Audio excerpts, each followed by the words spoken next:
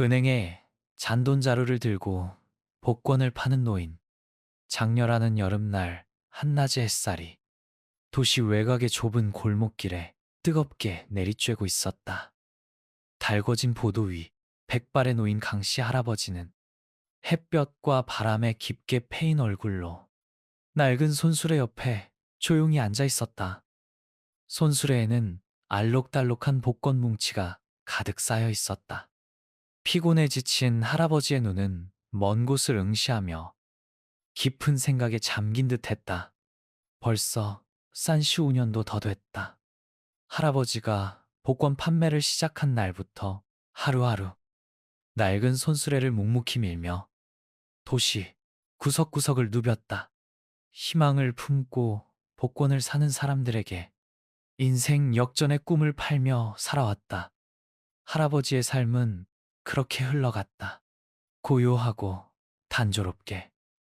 그때 갑자기 울리는 전화벨 소리가 정적을 깨뜨렸다. 깜짝 놀란 강씨 할아버지는 주머니 속 낡은 휴대폰을 허둥지둥 찾아냈다. 수화기 너머에서 들려오는 익숙한 목소리. 막내딸이었다. 아빠, 오늘 이민희 등록금 내는 마지막 날인데. 아빠, 제 계좌에 돈 보내셨어요. 강씨 할아버지는 딸과의 약속이 떠올랐다. 대학에 다니는 손자 등록금을 대신 내주기로 한 약속. 할아버지는 미안한 목소리로 말했다. 아이고, 아빠가 미안하다. 깜빡 잊었구나. 오늘 오후에 은행 가서 보내줄게. 네, 아빠 고마워요. 늦지 않게 꼭 보내주세요. 마감일 지나면 안 돼요. 딸은 당부했다. 전화를 끊고 강씨 할아버지는 한숨을 쉬었다. 은행에 간 지도 참 오래됐다. 보통 집에 돈을 모아두거나 손자들에게 부탁해서 입금했었다. 하지만 이번엔 꽤 큰 돈이라 누구에게 부탁하기도 좀 그랬다. 할아버지는 알달 넘게 모은 복권 판매 수입, 잔돈이 가득 든 자루를 내려다봤다. 구겨지고 낡은 지금들이었다.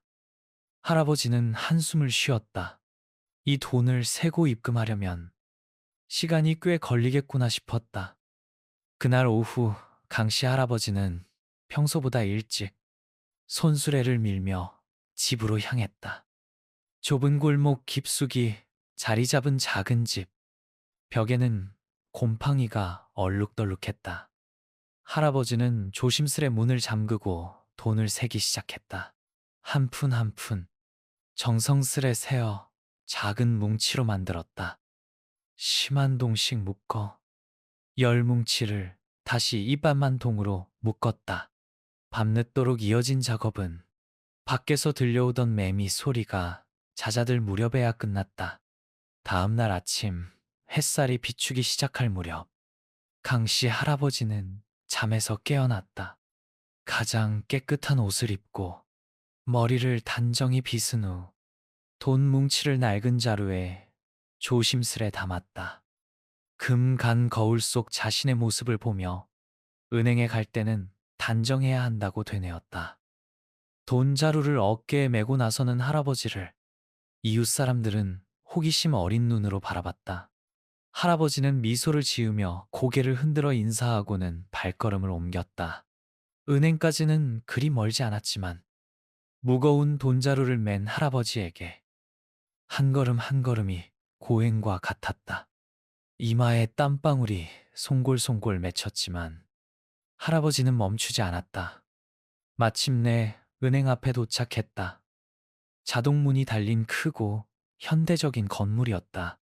할아버지는 문 앞에 서서 심호흡을 하고 은행 안으로 들어섰다. 시원한 에어컨 바람에 할아버지는 몸을 살짝 떨었다. 주위를 둘러보니 멋진 옷을 입은 사람들이 자신의 차례를 기다리고 있었다. 할아버지는 주눅이 들었지만 결연한 표정으로 창구로 다가갔다. 젊은 은행원이 고개를 들어 할아버지를 바라봤다. 수수한 차림새에 낡은 자루를 맨 노인을 보고 놀란 기색이 역력했다. 어르신, 무슨 일이세요? 은행원은 마지못해 묻는 듯 했다. 강씨 할아버지는 애써 미소를 지으며 조용히 말했다.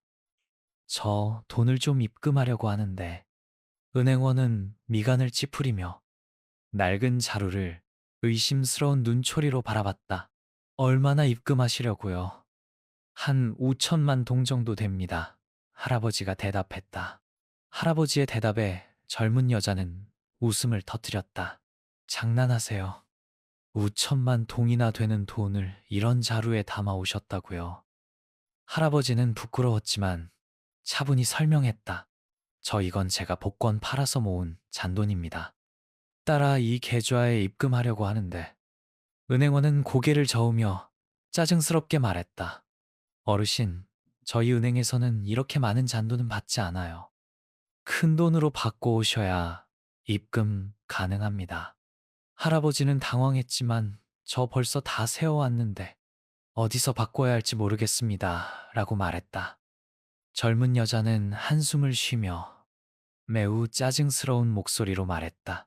그럼 바꿔서 다시 오세요. 저희는 다른 손님들도 많이 기다리고 있거든요. 할아버지는 서러웠지만 어쩔 도리가 없었다. 돌아서려는 순간 뒤에서 누군가의 목소리가 들려왔다. 잠깐, 무슨 일입니까? 할아버지가 돌아보니 단정한 양복 차림의 중년 남성이 다가오고 있었다. 그는 이곳 책임자처럼 보였다.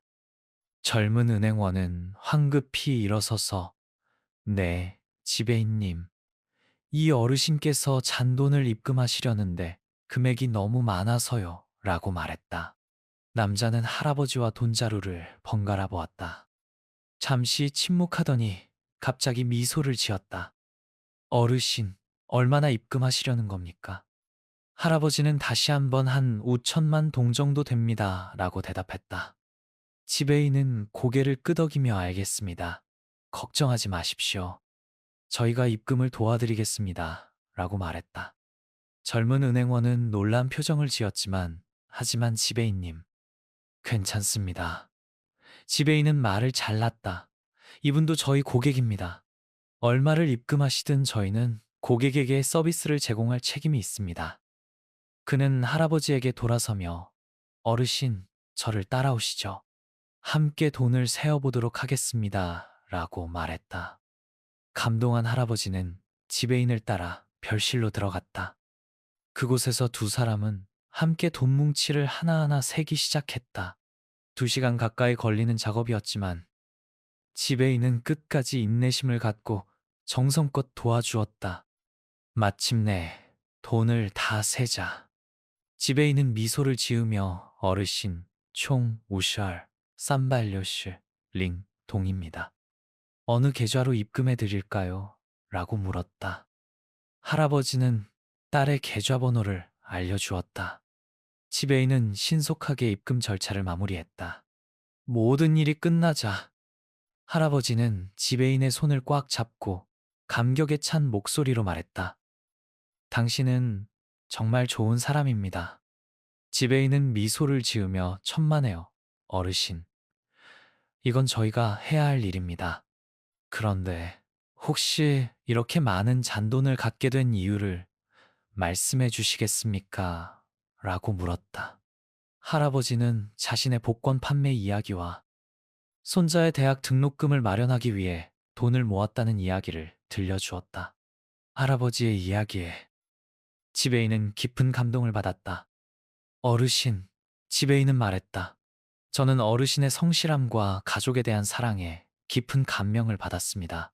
어르신은 저희에게 인내와 친절에 대한 소중한 교훈을 주셨습니다.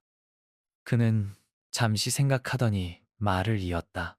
어르신, 저에게 좋은 생각이 있는데요. 저희 은행에서는 학생들을 위한 장학금 지원 프로그램을 운영하고 있습니다. 괜찮으시다면 어르신의 손자를 이 프로그램에 추천해드리고 싶습니다. 어쩌면 장학금을 받을 수 있을지도 모릅니다. 할아버지는 뜻밖의 제안에 놀라움을 금치 못했다.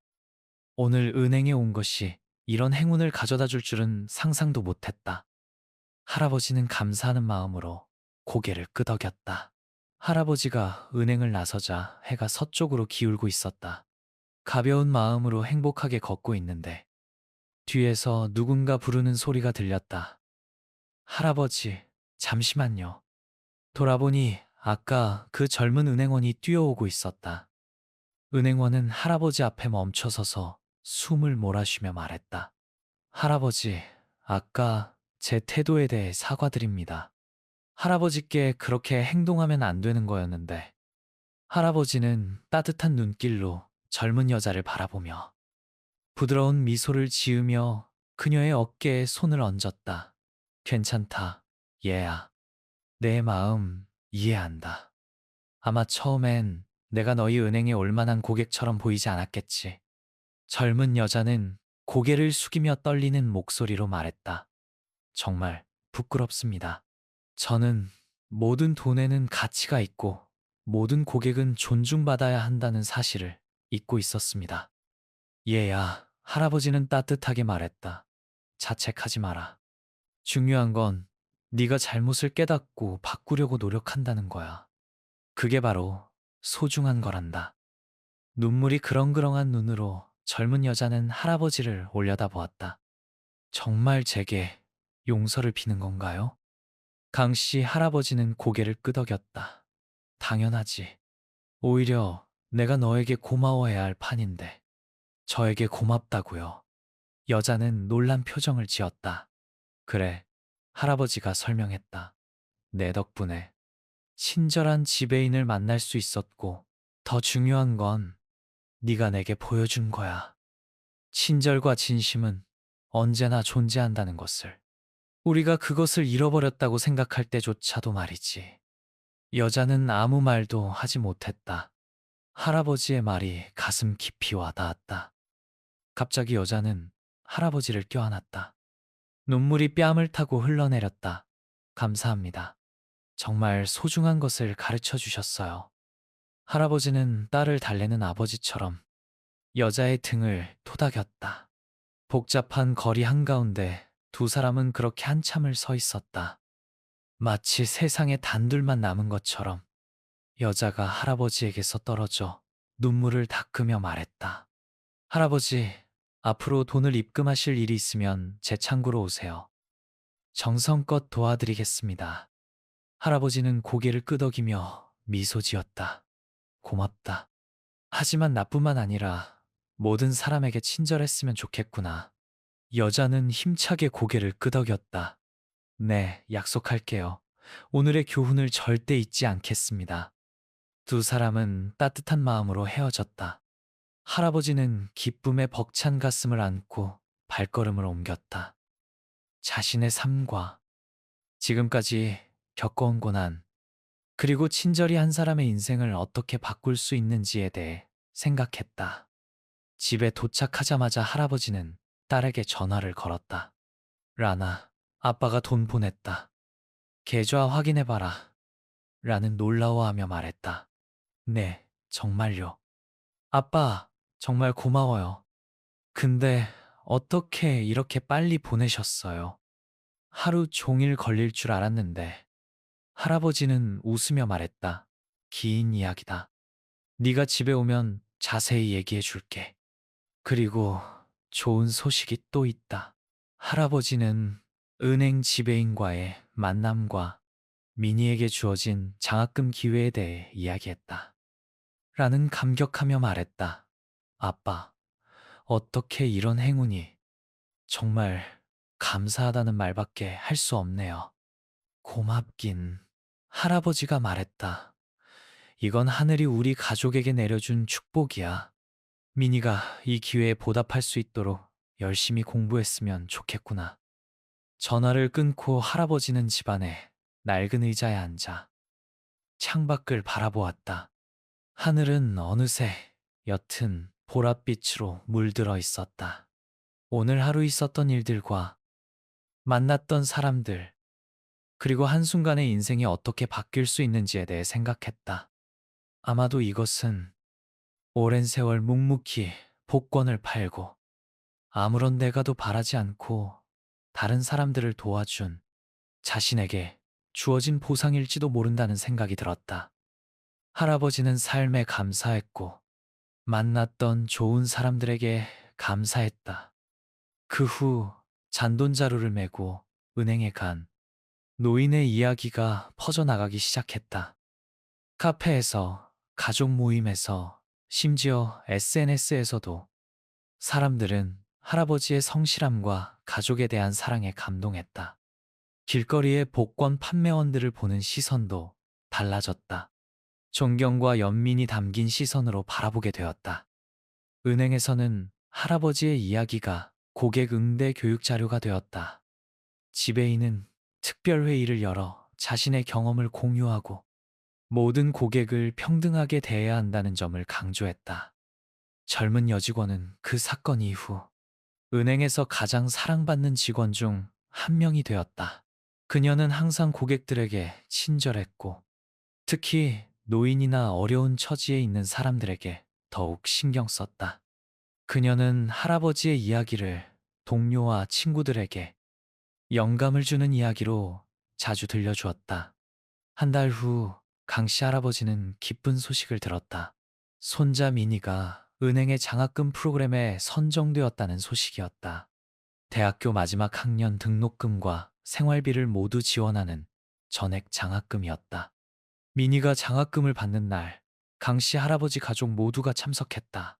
할아버지는 가장 좋은 옷을 입고 손자 옆에 자랑스럽게 서 있었다. 미니가 무대 위로 올라가 증서를 받을 때 미니는 할아버지를 찾았다. 두 사람의 눈이 마주치자 눈시울이 붉어졌다. 행사가 끝난 후 은행 지배인이 할아버지에게 다가왔다. 그는 할아버지의 손을 꼭 잡고 말했다. 미니를 도울 수 있는 기회를 주셔서 감사합니다.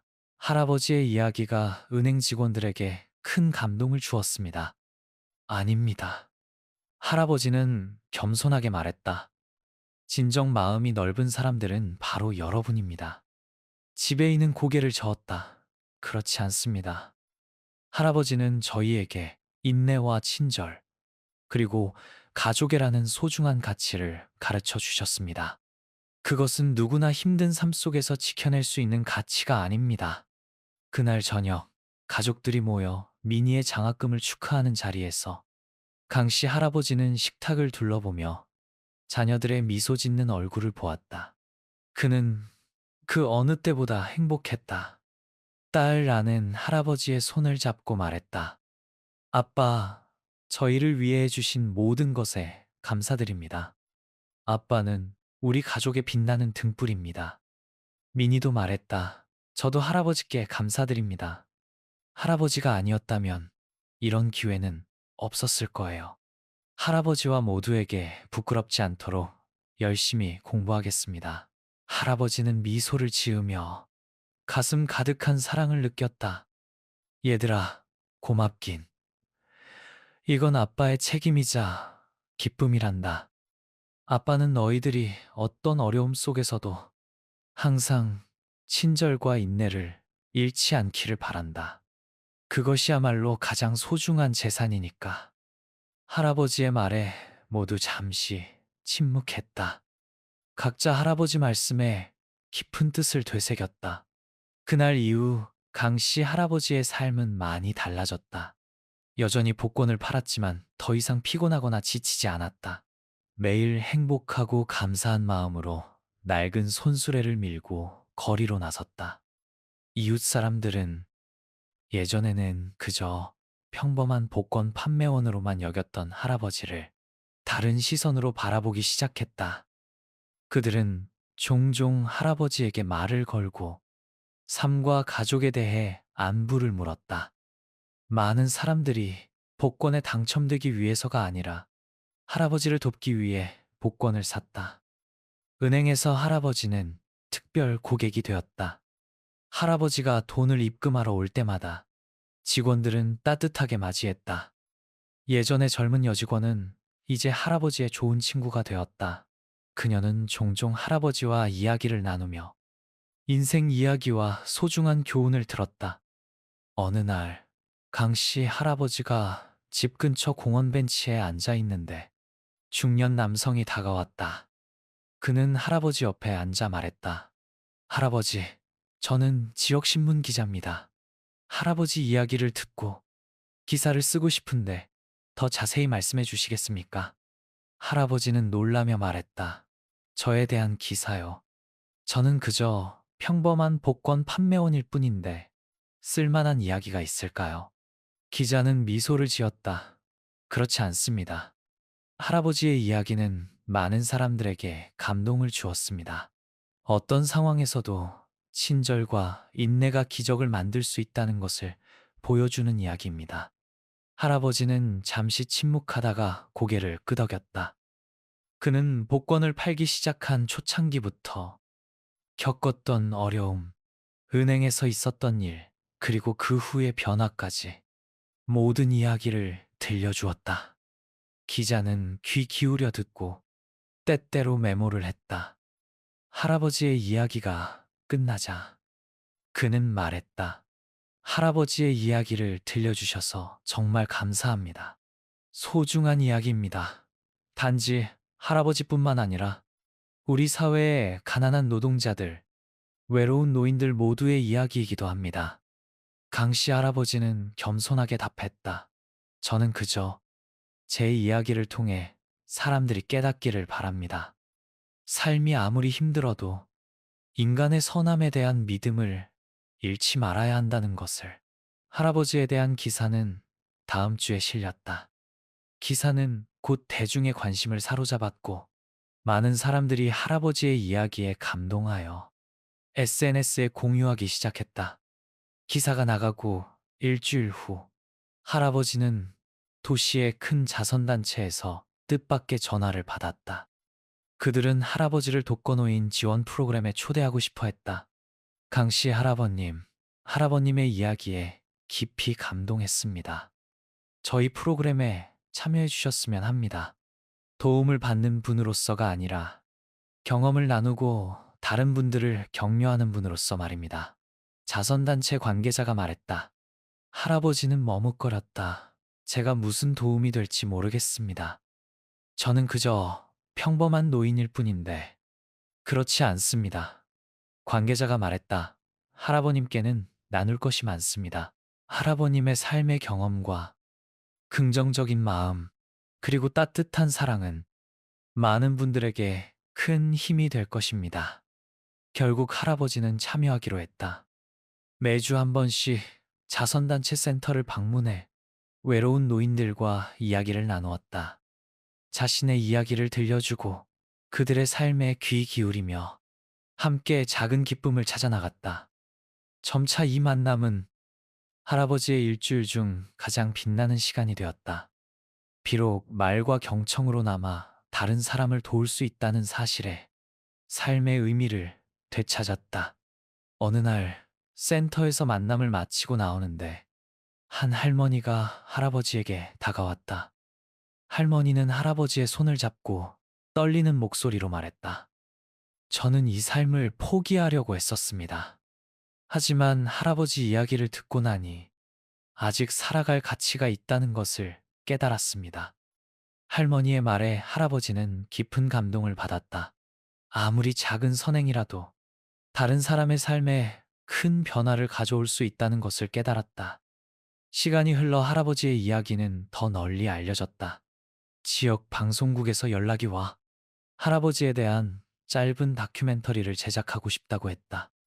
처음에는 관심받는 것이 부담스러워 거절했지만 심사숙고 끝에 승낙했다. 자신의 이야기가 더 많은 사람들에게 영감을 주기를 바라는 마음에서였다. 촬영 날 할아버지는 가장 좋은 옷을 입고 매일 복권을 팔던 길을 따라 촬영팀을 안내했다. 자신의 삶과 고난과 기쁨, 가족에 대한 사랑, 그리고 자신의 일에 대한 애정을 이야기했다. 다큐멘터리가 방송되자 지역사회에 큰 감동의 물결이 일었다. 많은 사람들이 방송국에 전화를 걸어 할아버지에 대한 감사와 존경을 표했다. 방송 후 일주일 만에 할아버지는 뜻밖의 편지를 받았다. 바로 국무총리의 초대장이었다. 전국 각지의 훌륭한 시민들을 위한 시상식에 초대한다는 내용이었다. 할아버지는 자신의 눈을 믿을 수 없었다. 편지를 몇 번이나 다시 읽었지만 현실이라는 것이 믿기지 않았다. 할아버지는 감격에 떨리는 목소리로 딸란에게 전화를 걸었다. 라나, 아빠가 방금 총리님께 초대장을 받았다. 하노이에서 열리는 시상식에 참석하라는 내용이야. 라는 놀라워하며 말했다. 정말요, 아빠. 믿을 수가 없어요. 아빠, 정말 대단하세요. 시상식 날, 할아버지는 딸란, 손자 미니와 함께 하노이로 향했다. 태어나서 처음으로 비행기를 타고 처음으로 수도 땅을 밟았다. 시상식장에서 할아버지는 다른 수상자들과 함께 앉아 있었다. 모두 인류애와 불굴의 정신을 보여주는 훌륭한 사람들이었다. 할아버지의 이름이 불리자 장내에 박수갈채가 쏟아졌다. 할아버지는 떨리는 걸음으로 무대에 올라 국무총리로부터 상장을 받았다. 총리는 할아버지의 손을 꼭 잡고 말했다. 할아버지께서는 어떤 상황에서도 친절과 인내가 기적을 만들 수 있다는 것을 보여주셨습니다. 할아버지는 온 국민의 귀감입니다. 하노이에서 돌아온 후 할아버지의 삶은 완전히 달라졌다. 명예나 인정 때문이 아니라 자신의 이야기가 많은 사람들의 마음에 감동을 주었다는 사실 때문이었다. 매일 아침 손수레를 밀고 거리로 나설 때 더 이상 힘든 일이라고 생각하지 않았다. 오히려 사람들을 만나고 기쁨과 희망을 나눌 수 있는 기회라고 생각했다. 이제 동네 사람들은 모두 강씨 할아버지를 알았다. 그들은 할아버지의 복권을 사는 것뿐만 아니라 걸음을 멈추고 이야기를 나누며 삶의 이야기를 공유했다. 할아버지는 지역 사회에 없어서는 안 될 존재가 되었고 많은 사람들에게 희망의 등불이 되었다. 어느 날 할아버지가 공원 벤치에 앉아 있는데 10살쯤 되어 보이는 남자아이가 다가왔다. 아이는 수줍게 물었다. 할아버지, 옆에 앉아도 될까요? 할아버지는 미소를 지으며 말했다. 그럼 왜 나 같은 늙은이 옆에 앉고 싶니? 아이가 대답했다. 텔레비전에서 할아버지 다큐멘터리를 봤어요. 할아버지는 제 영웅이에요. 저도 할아버지처럼 좋은 사람이 되고 싶어요. 아이의 순진한 말에 할아버지는 감동했다. 얘야, 나는 영웅이 아니란다. 그저 매일 열심히 살아가는 평범한 사람일 뿐이야. 너도 할 수 있단다. 나보다 더 좋은 사람이 될 수 있을 거야. 할아버지와 아이의 대화는 저녁까지 이어졌다. 할아버지는 아이에게 삶의 교훈과 친절과 인내에 대한 이야기를 들려주었다. 아이는 눈을 반짝이며 열심히 귀 기울였다. 헤어질 때 아이는 할아버지를 껴안고 말했다. 저도 할아버지처럼 좋은 사람이 되도록 노력할게요. 후,